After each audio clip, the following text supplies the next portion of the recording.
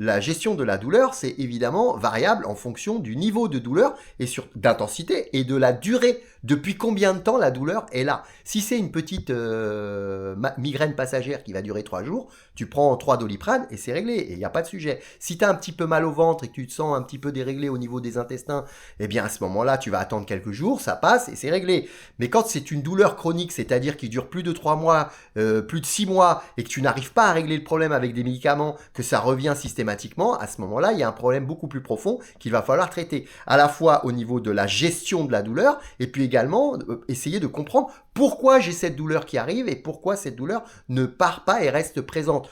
Notamment lorsque j'ai fait énormément d'examens et qu'il n'y a rien qui explique pourquoi j'ai cette douleur. Moi, ma première question, c'est toujours la même. C'est est-ce que vous avez fait les examens nécessaires pour identifier une cause à cette douleur?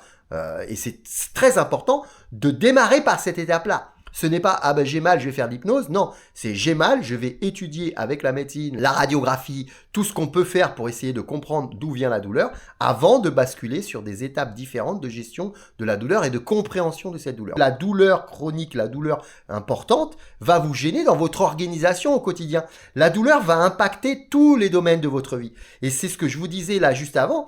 Il faut travailler sur l'organisation. Donc l'environnement, comment est-ce que tu es organisé, comment tu fonctionnes, sur tes émotions, qu'est-ce que tu ressens vis-à-vis de cette douleur, vis-à-vis des choses autour de toi, et puis les relations, puisque ça va impacter vos relations. Quelqu'un qui a toujours mal à côté de soi, eh ben ça va saouler l'entourage. Et puis toi, tu vas te retrouver un petit peu embêté parce que tu vas embêter aussi ton entourage, mais on a aussi des personnes qui vont créer cette douleur-là parce qu'ils veulent rester connectés à leur entourage.